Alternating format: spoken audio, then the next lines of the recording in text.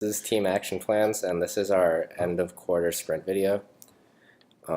We started this quarter by specifying our problem statement, which is that beginners often do online classes or tutorials to learn web development, but from there they don't know where to go to build their own personal projects. So Action Plans would offer them a platform to learn how to build these web applications using personalized plans written by experienced programmers. Our research questions are: how can we build a system with features that will best help beginning web developers complete a complex personal project? And how can we build a system with features that will best help experts compose a usable action plan as efficiently as possible?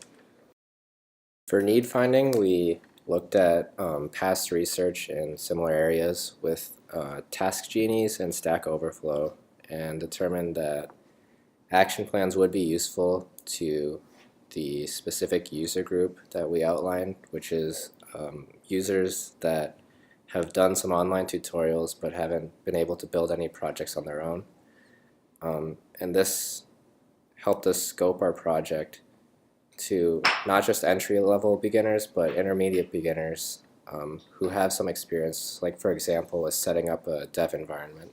The system we created to answer these user needs is CollabPlan, a web app built on Meteor. It's comprised of 4 primary views. Once users sign off, they will have the profile view, and where they can fill in basic information and add skills that they're good at or just getting to know, and rate themselves on a scale of 1 to 5, 1 being a novice and 5 being an expert.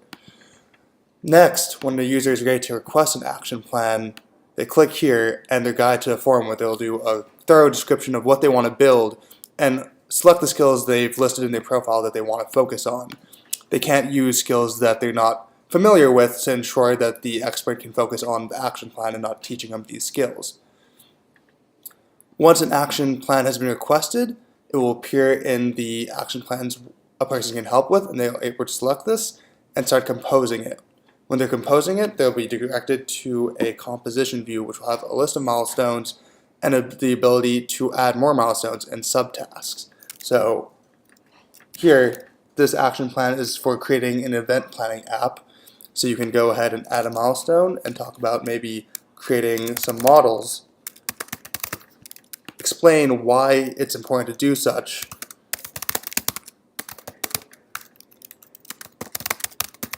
and then add various subtasks like defining a schema.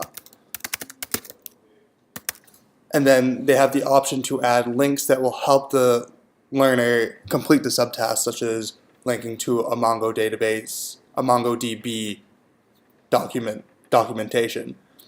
On the side, they have the full view of the request, some help information of how to compose this action plan, and an outline which allows them to drag and drop the various milestones.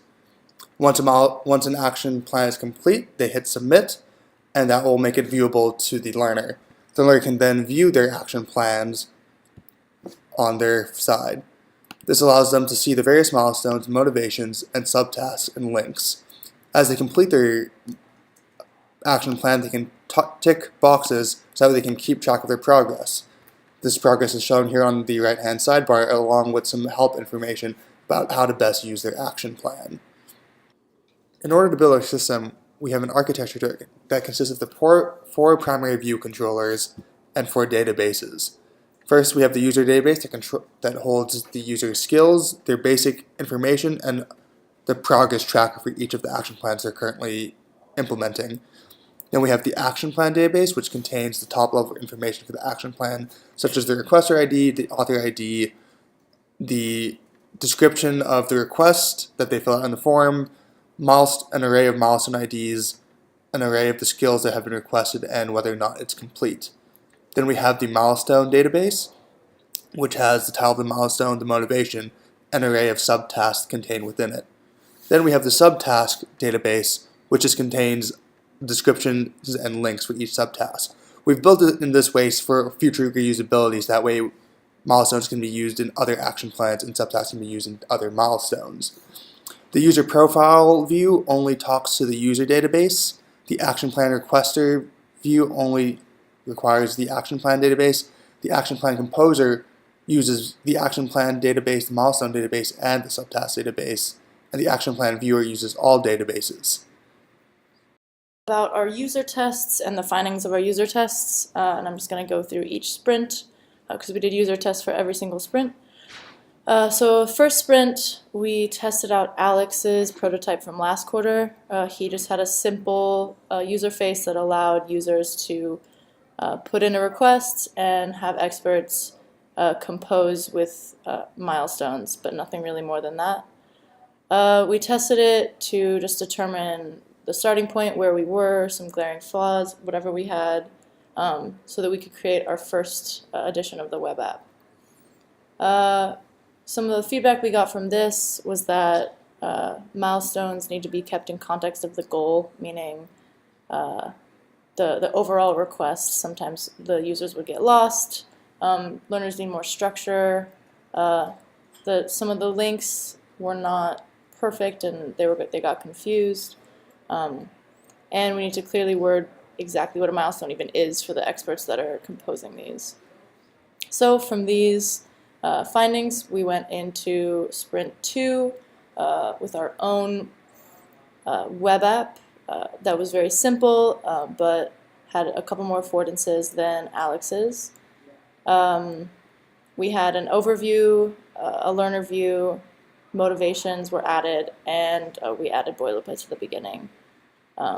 We tried to focus on the things that we got from Alex's prototype that were really glaring. So we also tested these on both learners and experts. As we can see here, we came up with a list of features to fix the problems that the learners and experts found from this. We wanted to make sure learners can understand them and learners can complete them. So we came up with a couple of fixes for that. We also wanted to make sure we had good UI. And on the expert side, we wanted to make sure experts can compose them quickly using autocomplete, searching, or templating, and that they're going to want to write them. So some kind of feedback would be good, and they want to be able to feel important.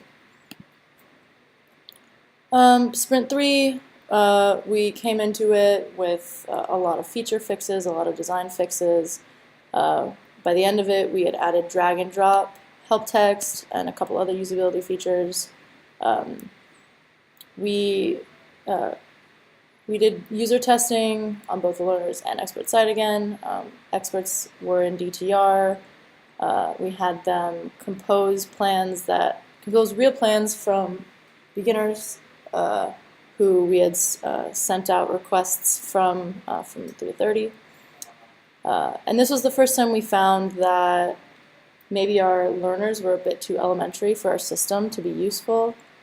So we'd originally been using almost complete beginners for these, but we found that a lot of them spent a lot of their time just setting up their dev environment, didn't really know what they were doing, got very lost with all the jargon.